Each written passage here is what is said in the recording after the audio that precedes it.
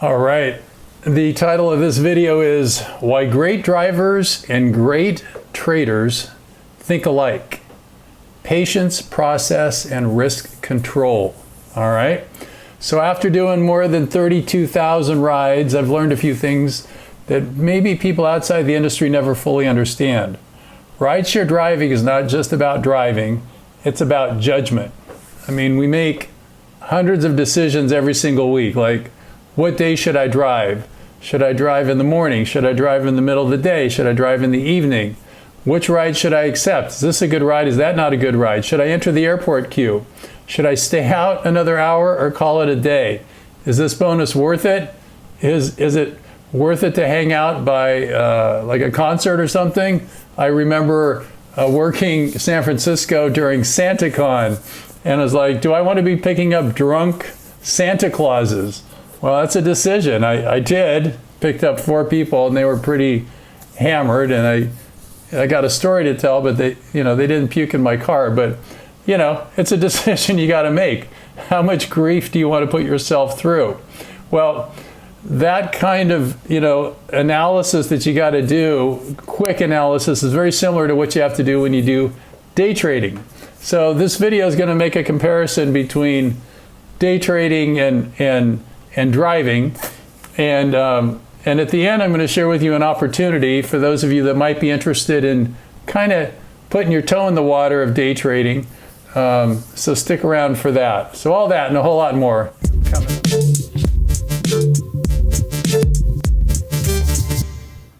Hey everybody, it's Jay Crater with the Rideshare Guy. Of course, I got my mug. I'm drinking a little coffee.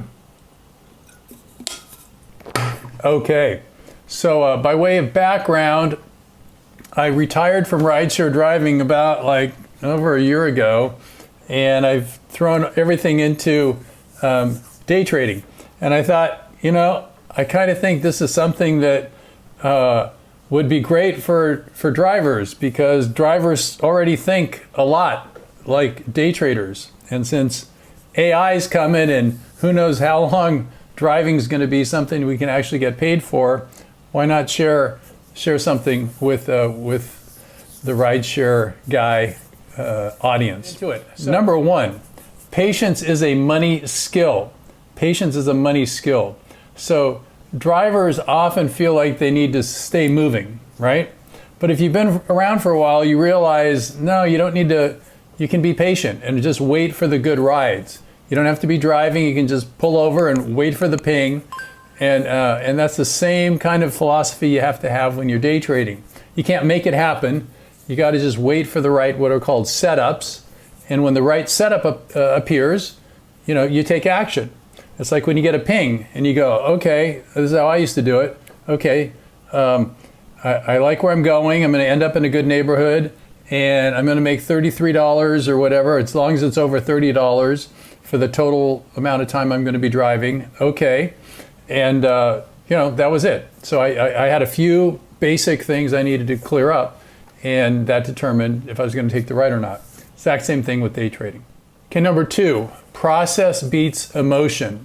So I had many times when I was out there driving where, it was mostly like a lousy customer.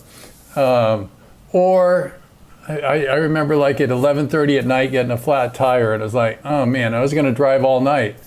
And it kind of threw me for a loop.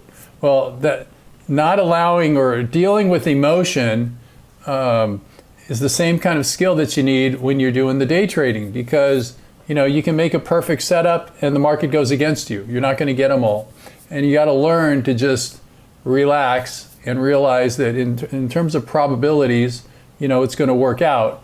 Same thing with driving. You got to follow your process and trust your process. Number 3, risk control keeps you in the game. Risk control keeps you in the game. And when I wrote this, I was thinking about how I didn't like to drive at night, because I didn't like having drunk people in my car, because that just made it a lot more dangerous for me to drive.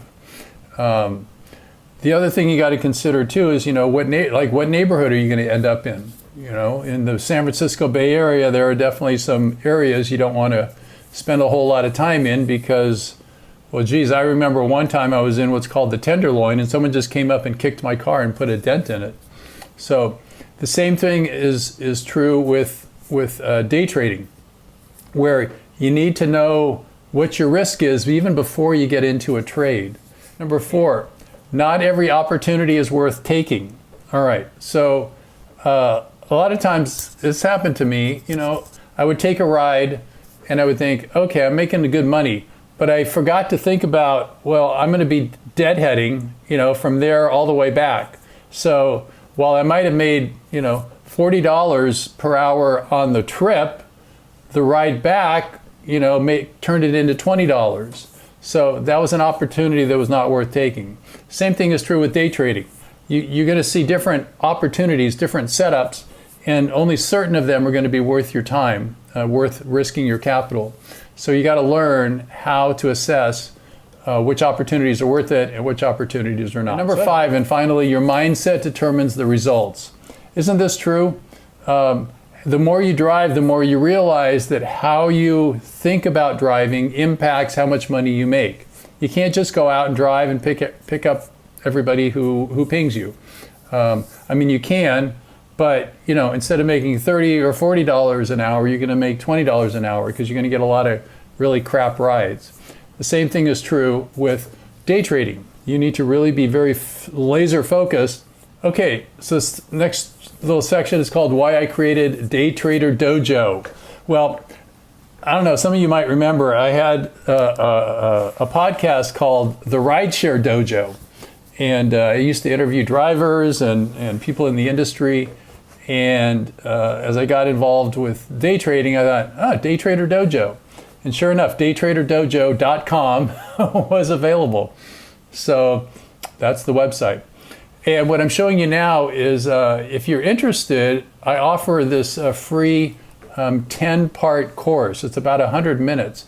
And it will give you a basic understanding of how I trading, a lot of the terminology that's involved with day trading. And you know, it's a nice way to learn a little bit about day trading and see if it's something that might be of interest to you or not.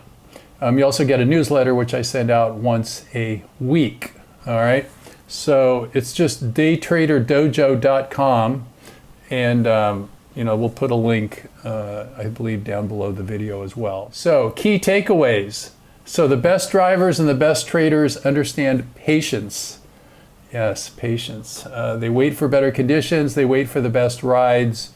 They're not in a hurry. They're not going to be flustered. They're going to just be that nice, calm center. And what you're seeing in this picture here is Waymo.